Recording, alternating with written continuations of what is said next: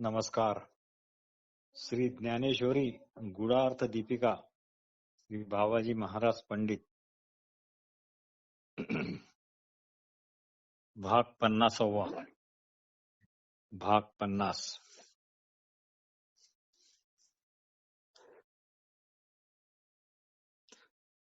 श्रीकृष्ण श्री अर्जुनांना म्हणतात की चतुष्पाद ही म्हणजे चतुष्पाद आदी जर माझे खरोखर भक्त असतील तर मी वैकुंठात त्यांनाही स्थान देतो. चतुष्पादादी आगवे वैकुंठीचिया राणीवे योग्य केले. तर आपण यापूर्वी थोडक्यात हे पाहिलं की श्री गुरु कोणत्याही साधनाने प्राप्त न होणारी अशी अप्राप्त ब्रह्मस्थिती प्राप्त करून देऊन इतरांना पण सर्व उपाधिरहित शुद्ध आणि मुक्त करून सोडतात व आपल्यासारखे पूर्ण करतात. मला आनंद झाला, मी धन्य झालो असे वाटताच तो आनंद खंडित होतो. तो आनंद अनवरत राहत नाही. भोक्तृत्व उत्पन्न होऊन तिथे खंडितता निर्माण होते. जो आनंद खंडित होत नाही त्यालाच अनवरत आनंद किंवा ब्रह्मानंद म्हणतात. तेव्हा द्वैत बुद्धी विराम पावते. लहान मुलाच्या आईच्या वचनावर विकल्परहित विश्वास असतो तसा मात्र याकरता गुरुवचनावर विश्वास हवा म्हणजे झाले. कारण आपल्या बुद्धीत सतत विकल्पच उठत राहतात.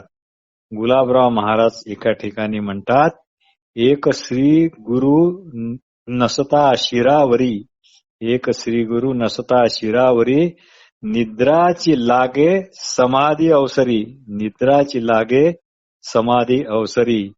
श्री मुकुंदराज महाराज म्हणजे विवेक सिंधू यांचा ग्रंथ व श्री ज्ञानेश्वर महाराज ज्ञानेश्वर इत्यादी ग्रंथ हे होण्यापूर्वी आपली ब्रह्मविद्या ही केवळ संस्कृत ग्रंथातूनच होती. पण आपल्या संत मंडळींनी आपल्यावर खूप उपकार केले आणि ते जे परमतत्व जे निरवय अस्फुट अविकारी म्हणजे कधीच न बदलणारे आहे ते संत वाङ्मयात उपलब्ध करून दिले. पण गंमत अशी की त्या परमतत्वाला आपण निरवय अस्फुट अविकारी म्हणजे कधीच न बदलणारे वगैरे वगैरे आहोत या स्वरूपाची साधी जाणीव पण नाही, इतके तेथे अद्वैत आहे. व वस्तुतः आपले पण ते मूळचे स्वरूपच आहे. व वस्तुतः आपले पण ते मूळचे स्वरूपच आहे. याचे आपल्याला कदाचित आश्चर्य वाटेल, पण आपला यावर विश्वास नाही म्हणून ते आपल्याला पटत नाही. व म्हणून दुसऱ्याच्या अशा म्हणण्यावर ही आपण शंका घेतो. अव्यक्त विश्वरूप चैतन्याच्या नामरूपात्मक विलासामध्ये आपणही आहोत हे न विसरणे म्हणजे स्वरूप ज्ञान. अव्यक्त विश्वरूप चैतन्याच्या नामरूपात्मक विलासामध्ये आपणही आहोत हे न विसरणे म्हणजे स्वरूप ज्ञान. एकदेशीय व व्यापक या दोन स्थिती नाहीत, ते आपणच ठरवलेले आहे. परब्रह्माला तर आपण परब्रह्म आहोत हे पण माहीत नाही. मग एकदेशी काय आणि बहुदेशी काय म्हणजे व्यापक काय, याला काही अर्थ नाही. समुद्रावरची लाट हा समुद्राचा भाग नाही तर ती लाट समुद्रच आहे. अव्यक्त व व्यक्त एकच 100 नंबरी सोने. जितके सोन्याच्या डोंगरात तितकेच त्यातून तोडलेल्या एका क्षुद्र कणात पण आहे. म्हणून एकदेशीय असे व्यक्त स्वरूप जे आपण पंचज्ञानाने सतत अनुभवत असतो त्याची योग्यता पण व्यापक विश्वरूपा इतकीच आहे. तुकाराम महाराज म्हणूनच म्हणतात, विषय तो त्याचा झाला नारायण, न आवडे धन जन माता पिता. म्हणून अर्जुना, तू मन आणि बुद्धी खरोखर माझ्या स्वरूपामध्ये राहील अशी करून घे. खरे तर अर्जुना, तुझ्या मनबुद्धीने एकदा माझ्यामध्ये घर केले की तर तुझे अर्जुनत्व शिल्लक राहील तरी काय बाबा. अर्जुना, तुझ्या मनबुद्धीने एकदा माझ्यामध्ये घर केले तर तुझे अर्जुनत्व शिल्लक राहील काय रे बाबा? मी व तू असा भेद तरी राहील का? मी आणि तू असा भेद तरी राहील काय? जे मन जे मन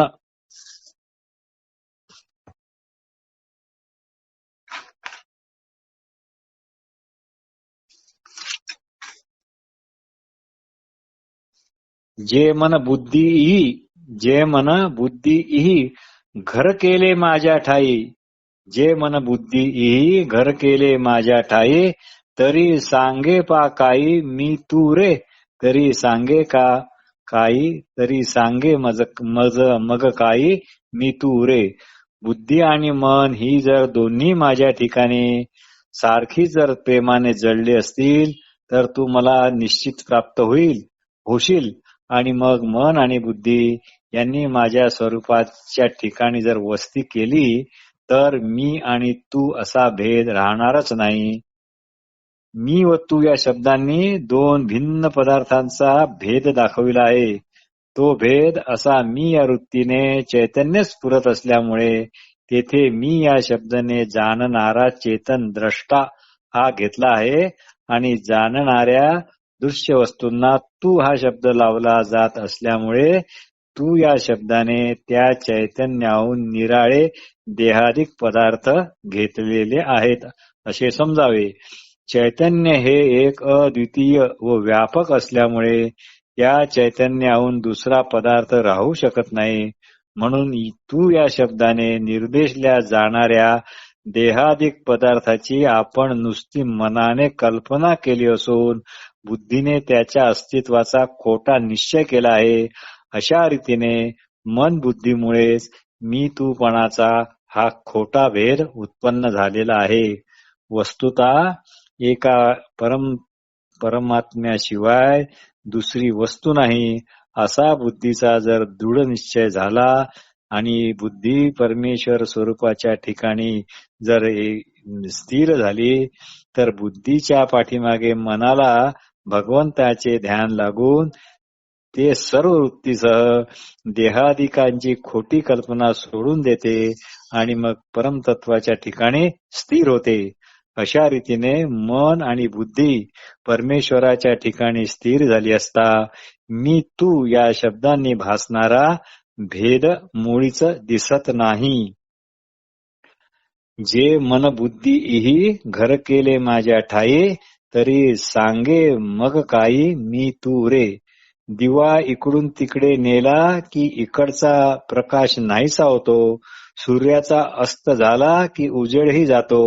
प्राण्यांनी देह ठेवला की इंद्रियाच्या शक्ती नाहीशी होतात. त्याप्रमाणे मन बुद्धी माझ्याकडे आली की अहंकारही जातो. म्हणून मी तुला रहस्य सांगतो. तुझ्या मनबुद्धीचा ठेवा तू माझ्या ठिकाणी ठेवलास की मी जसा सर्वव्यापी आहे तसाच तूही सर्वव्यापी होशील. म्हणून माझी या स्वरूपी मनबुद्धी ये निक्षेपी. म्हणून माझी या स्वरूपी मनबुद्धी ये निक्षेपी. ये तुलेनी सर्वव्यापी मीच होशी. ये तुलुनी सर्वव्यापी मीच होशी.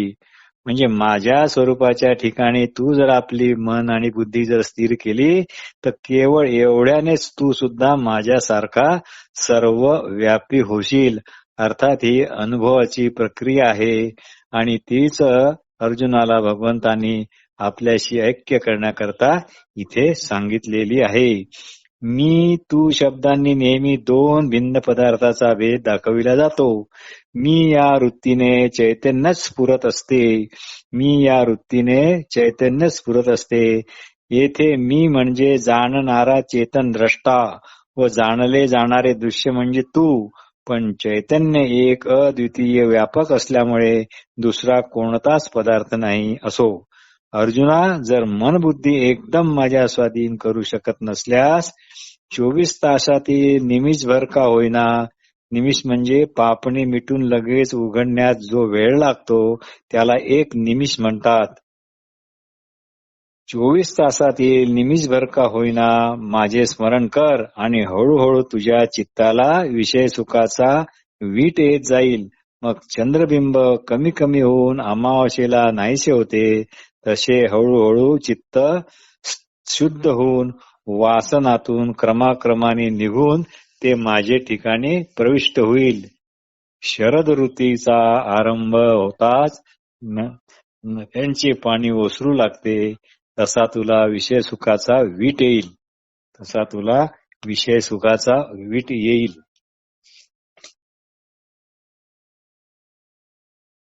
जैसे शरद काल रिघे आणि सरिता ओहोटू लागे. जैसे शरद काल रिघे आणि सरिता ओहोटू लागे तैसे चित्त काढील वेगे प्रपंचवनी. तैसे चित्त काढील वेगे प्रपंचेनी. मन पवने हुनी जैसे शशी बिंब दिसे दिसे हारपत अवसे नाहीच होय. अवसत हरपत अवसे नाहीच हो. तैसे भोगातून निघता चित्त मज माझी रेगता हळूहळू पंडुसुता मीच होशील. म्हणजे याचा अर्थ असा की शरद ऋतूला प्रारंभ झाला की नद्याचे पाणी ओसरते, मग विषय सुखाचा तसा वीट येतो. मग विषय सुखातून चित्त हे वेगाने बाहेर पडते. ज्याप्रमाणे चंद्रबिंब पौर्णिमेपासून दिवस दिवस कमी कमी होऊन अमावास्येला चक्क नाहीसे होते, त्याप्रमाणे चित्त विषय सुखाच्या वासनेतून क्रमाने निघून माझ्या ठिकाणी प्रविष्ट झाले की अर्जुना तू मीच होशील, तू मीच होशील. याला अभ्यास योग म्हणतात. या अभ्यास योगाने प्राप्त होत नाही असे जगात काहीही नाही. असे जगात काहीही नाही. खरा अभ्यास तो हाच. खरा अभ्यास योग तो हाच. अभ्यासामुळे समुद्राहूनही पायवाटेप्रमाणे चालता येते. अभ्यासाला काहीही असाध्य नाही. पण हेही तुला जमत नसेल तर तुझी प्रकृती ज्या गुणांनी बनली आहे निदान तशा प्रकृतीतच तू राहा. तुझी प्रकृती क्षत्रियांची आहे म्हणून तू युद्ध कर. तीच तुझी विहित कर्मे होत. कुलपरंपरा धर्माने आचरण कर. पण मन वाणीने जो व्यापार होतो तो मी करत आहे किंवा मी करत नाही असे मानू नको. मन वाणी देह यांच्याकडून होणारा व्यापार किंवा कार्य किंवा त्याचे कर्तृत्व हे सर्व प्रकृतीचेच आहे असे दृढ मनात घे. कर्तृत्वाचा अहंकार धारण केल्यामुळे संसार दुःख आहे. प्रकृतीचा अहंकार कर्तृत्वाचा अहंकार धारण केल्यामुळे संसार दुःख आहे. परी मने वाचे देहे जैसा जो व्यापार होय तो मी करीत आहे ऐसे न म्हणो. म्हणजे मन वाचा शरीर यांच्याकडून जसा आणि जो व्यापार होईल तो मी करत आहे असे मात्र तू म्हणू नकोस. म्हणजे तुझ्या चित्तात असा भाव उठता कामा नये. मन वाणी देह यांच्याकडून होणारा व्यापार किंवा कर्म किंवा त्यांचे कर्तृत्व हे सर्व प्रकृतीचे कार्य आहे आणि प्रकृतीतच या सर्वांचा अंतर्भाव होतो आणि प्रकृतीचा नियंता परमेश्वर आहे. म्हणून कर्माचे कर्तृत्व जीवाकडे येत नाही असे वेदांत शास्त्राने आणि संत सज्जनांनी मानले आहे. पण मी कर्म करतो किंवा मी कर्म करत नाही असा कर्तृत्वाचा दोन्ही तऱ्हेचा अहंकार जीव व्यर्थ धारण करतो आणि संसार दुःखात सापडतो. म्हणून इथे ज्ञानेश्वर महाराजांनी कर्माचे कर्तृत्व आपल्यावर ओढून घेता कामा नये असा उपदेश अर्जुनाला केला आहे.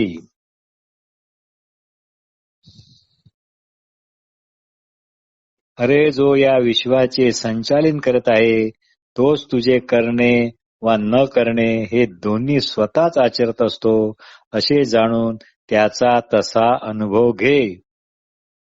अरे जो या विश्वाचेच संचालन करीत असतो तोच तुझे करणे वा न करणे हे दोन्ही स्वतःच आचरत असतो असे जाणून त्याचा तसा अनुभव घे. त्याचा तसा अनुभव घे. करणे का न करणे हे आगवे तोची जाणे विश्व चळतसे जेणे परमात्मेचेनी. म्हणजे अद्वैत आणि पूर्ण सच्चिदानंद स्वरूप परमात्म्यावरच कर्म स्फुरत असल्यामुळे उत्पन्न होणाऱ्या कर्माच्या पूर्वी कर्मात आणि कर्माच्या शेवटी तोच तो आहे. त्याच्याच योगाने त्याच्याच हालचालीमुळे विश्वातील सर्व घडामोडी घडतात. म्हणून कर्म करणे किंवा न करणे हे त्याला माहीतच नाही. तर तू व्यर्थ ती स्वतःची जबाबदारी का घेतो? परमेश्वर नित्य ज्ञान संपन्न असल्यामुळे त्याच्या ठिकाणी कर्तृत्व मुळीच नाही. पण जीव कर्तृत्व भोक्तृत्व उपाधीतून मुक्त होऊन परमेश्वर स्वरूप व्हावा म्हणून परमेश्वराच्या सानिध्याने सृष्टीतील सर्व घडामोडीत रूप कर्म होते आणि परमेश्वर सर्व कर्माचा कर्ता आहे असे जीवाने मानावे.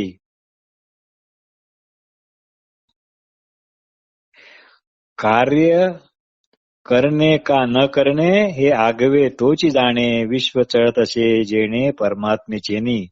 कार्य होत असताना ती पूर्णतेला पोहोचली किंवा अपूर्ण झाली तर त्याची खंत करू नकोस. असे खंत खेद न करणे हेच जीवन सार्थक करणे होय. असे खंत खेद न करणे हेच जीवन सार्थक करणे आहे. पहा, माळी पाटात पाणी सोडतो, त्या पाटाने ते पाणी निवांत वाहत जाते. त्या पाटाविषयी किंवा पाण्याची कुठे जाण्याविषयीची पाण्याला काहीच चिंता नसते किंवा काही कल्पना पण नसते, त्याचा आग्रह पण नसतो. पण पाणी त्याचे चिंतन करत नाही. अर्जुना, ते पाणी मी आडवाटेने वाहत आहे म्हणजे वाईट फलदायी वृक्षाकडे किंवा सरळ पाटाने योग्य म्हणजे योग्य वृक्षासाठी वाहत आहे असल्या विचाराची खटपट करते काय? त्याप्रमाणे प्रवृत्ती निवृत्तीचे ओझे आपल्या बुद्धीवर मुळीच लादू नको. मी कर्म करतो किंवा मी कर्म करत नाही असे म्हणू नको. रथ आपण होऊन सरळ मार्गाने किंवा आड मार्गाने स्वतः जाण्याची कधी खटपट करतो का? कधी खटपट करतो का? माळिये जेवते नेले तेवते निवांतच गेले, तया पाणिया ऐसे केले होवावे का? माळिये जेवते नेले तेवते निवांतच गेले, तया पाणिया ऐसे केले हो आगे का? म्हणजे पाणी जसे माळी पाटाद्वारे जिकडे नील तिकडे शांतपणे जाते आणि त्या पाण्याप्रमाणे तू आपले कर्म होऊ दे. त्या पाण्याप्रमाणे तू आपले कर्म होऊ दे. म्हणून प्रवृत्ती आणि निवृत्ती ये ओझे न घे मती, अखंड चित्तवृत्ती माझ्या ठाई. म्हणून मी कर्म करतो, मी कर्म करत नाही. म्हणजे प्रवृत्ती आणि निवृत्ती असे दोन्ही भाव, असे दोन्ही कर्माचे ओझे स्वतःच्या बुद्धीवर लादू नको. आणि कल्पनारहित झालेली चित्तवृत्ती, अशा कल्पनारहित झालेल्या चित्तवृत्तीने माझेच अखंड अनुसंधान ठेव.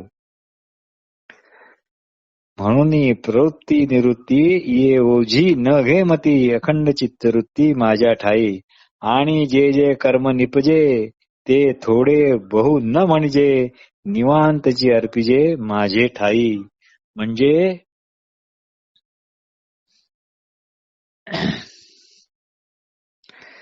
अशा प्रकारे आणि जे जे कर्म निपजे ते थोडे बहु न म्हणजे, निवांतची अर्पिजे माझ्या ठाई. म्हणून हे योद्ध्या अर्जुना, रथ आपण होऊन सरळ मार्गाने किंवा आड मार्गाने जाण्याची खटपट करत नाही. एरवी तरी सुबटा उजू का अव्हाटा, रथ काय खटपटा करीत असे, असा प्रश्न विचारला आहे. आणि जे जे कर्म होत जाईल आणि जे जे कर्म उपजे ते थोडे झाले किंवा बहु झाले असे न म्हणता, ते थोडे बहु न म्हणजे स्वस्थ चित्ताने माझ्या ठिकाणी ते सर्व अर्पण कर. निवांत जी अर्पिजे माझे ठाई, निवांत जी अर्पिजे माझे ठाई. अशा प्रकारे कर्म करीत राहिला तर माझ्या ऐक्य रूपी सायुज्य सदनी येशील. हेही जर जमत नसेल तर असे बघ, झाडाला किंवा वेलीला फळे आले आणि ती फळे पिकली की झाडाला चिटकून राहतात काय? अर्थात नाही. अर्थात नाही. वृक्ष का वेली लोटती फळे आली, लोटती फळे आली. तैसी सांडी निपजली कर्मे सिद्धे. म्हणजे वृक्ष किंवा वेली यांना जर फळ आले तर ते स्वतः फळाचा उपयोग न करता ती तशीच राहतात आणि तशीच गळू देतात. त्याप्रमाणे झालेली कर्मे आणि त्याचे फल याची आशा न बागता तू तसेच ते टाकून दे. वृक्ष का वेली लोटती फळे आली तैसी सांडी निपजली कर्मे सिद्धे.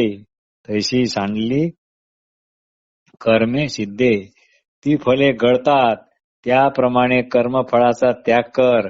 खडकावर पडलेला पाऊस अथवा भाजलेल्या धान्य बीजाची पेरणी ही सर्वथा निरुपयोगी असते. ही सर्वथा निरुपयोगी असते. त्याप्रमाणे आपली सर्व कर्मे स्वप्नातच होत आहेत असे तू समजून त्याची फळेही स्वप्नवत आण. त्याप्रमाणे आपली सर्व कर्मे स्वप्नातच होत आहे असे मान आणि त्याची फळे पण स्वप्नवत अशीच मान. आत्मजेविषयी म्हणजे आपल्या मुलीविषयी आत्मजेविषयी विषय भावना नसते. आत्मजेविषयी विषय भावना नसते तसा सर्व कर्म फळांना आत्मजा मानून तू उपभोग रहिततेची भावना ठेव. चुलीवर काहीच शिजवायला न ठेवले तर अग्निज्वाला व्यर्थ जळत राहून शेवटी विझून जातात. त्याप्रमाणे एकदा फलत्याग झाला की सर्व क्रिया शून्य आणि निरर्थकच होतात. शून्य आणि निरर्थकच होतात. म्हणजेच खडकी जैसे वर्षिले का अग्नी माझी पेरिले. खडकी जैसे वर्षिले का अग्नी माझी पेरिले. कर्म मानी देखिले स्वप्न जैसे. खडकावर जर पाण्याचा वर्षाव झाला किंवा अग्नीत जर आपण एखादं धान्य पेरलं तर ते जसं निरर्थक किंवा स्वप्न काही जरी आपण स्वप्नात पाहिलं तर ते केवळ स्वप्नच म्हणून राहते. त्याप्रमाणे जोपर्यंत बुद्धी विषयाधिकांना सत्य समजते तोपर्यंत विषय सुखाची इच्छा कर्म कर्तृत्व भोक्तृत्व याचा संबंध नाहीसा होणे अशक्य. किंवा अगा आत्मजेच्या विषयी जीव जैसा निराभिलाषी तैसा कर्मी अशेशी निष्काम होई. वन्नीची ज्वाळा जैशी वाया जाय आकाशी क्रिया झिरो दे तैसी शून्या माझी. अर्जुना हा फलत्याग आवडे कीर असलग परी योगा माझी योग धुरेचा हा. परी योगा मागी योग धुरेचा हा. अर्जुना आपल्या कन्येच्या ठिकाणी कधीच कोणाला काम वासण्याची भावना नसते. त्याप्रमाणे तू कर्माच्या ठिकाणी फलेच्छा ठेवू नको. ज्याप्रमाणे अग्नीची ज्वाळा व्यर्थ आकाशात जाते आणि ती शून्यात नष्ट होते त्याप्रमाणे तू सुद्धा तुझी फलाशा अशीच विरू दे. अर्जुना हा फलत्याग अत्यंत सोपा दिसतो खरा पण हा सर्व योगामध्ये मुख्य असा अग्रेसर असा योग आहे हे तू लक्षात घे. म्हणून त्याला म्हटलेलं आहे अर्जुना हा फलत्याग. अर्जुना हा फलत्याग परी योगा माझी योग धुरेचा हा. म्हणजे ज्या ज्या कर्माचे तू फळ टाकशील त्याला प्रतिकर्मरूप फळ येणारच नाही. बांबूच्या झाडांना फळे कसे येणार हे सत्य नजरे समोर ठेव. मग शरीर कर्म करीत राहते पण फल त्यागाने त्या कर्माला पुनर्जन्माचे फळ येत नाही. म्हणजे जन्म मरणाचा बोगदा दगडांनी चिरेबंद दगडांनी बंद केल्यासारखा होतो. तो बोगदा दगडांनी बंद केल्यासारखा होतो. म्हणजेच हे ज्ञानेश्वर म्हणतात तैसे येण्याची शरीरे शरीरा येणे सरे किंबहुना येर जारे चिरापडे. चिरापडे म्हणजे मोठमोठले दगड त्यांनी तो बोगदा हा बंद होतो. अर्जुना, हा फलत्याग अत्यंत सोपा वाटतो खरा, पण हा सर्व योगामध्ये अग्रेसर आहे. अर्जुना, हा फलत्याग परी योगा माझी योग धुरेचा हा, पण हळूहळू अभ्यासाने यात प्रवीणता साधता येते. यातून विवेक मग आपोआप उत्पन्न होतो व आपल्या प्रकृतीनुसार कोणत्या कर्माचे फळ टाकणे सोपे, कोणत्या कर्माचे कठीण याचा पण आपल्याला हळूहळू अंदाज यायला लागतो आणि बुद्धी आणि मनाचे या कार्य विवेकाशी संलग्न होऊन आवश्यक तेवढीच कर्मे मग होत राहतात व त्यामुळे फलत्याग हा उत्तम प्रकारे साधतो आणि परिणामतः सर्व शांतिमय जीवन वाट्याला येते. शांतीचा माजवटा ठाकला येणे, शांतीचा माजवटा ठाकला येणे. अर्जुना, याची सुरुवात मात्र अभ्यासापासून होते आणि असे अभ्यासू पुरुष जणू मूर्तिमंत शांतीच होतात. ते कसे वर्तन करतात ते पण ऐक. चैतन्य आप पर असा भेद करत नाहीत. आता जे मूर्तिमंत शांतीशी सज्जन आहेत त्यांच्या विषयी वर्णन आहे. ऐक, चैतन्य आपपर असा भेद करत नाही, तसा हा मनुष्य चैतन्याप्रमाणे प्राणी आणि प्राणीमात्राविषयी कुठलीही आवड निवड राग द्वेष बाळगत नाही. अद्वैत आनंद स्वरूप झाल्यामुळे याला आपपर भाव असा भासत नाही. म्हणून हा कोणाशी द्वेष करत नाही, कोणाशी जास्त सलगी करत नाही आणि सर्व भिन्न भिन्न भासणाऱ्या भावाला म्हणजे भेदभाव किंवा विशेष भाव म्हणतात व जेथे भेदभाव राहत नाही त्याला सामान्य भाव म्हणतात. म्हणजे सर्व भिन्न भिन्न भासणाऱ्या भावाला भेदभाव किंवा विशेष भाव असे म्हणतात आणि जिथे भेदभाव राहत नाही त्याला मात्र सामान्य भाव म्हणतात. हा विषय भाव हा नेहमी मर्यादित असतो किंवा जो मर्यादित तेवढा विषय भाव हाच म्हटला जातो व सामान्य भाव हा मात्र व्यापक असतो.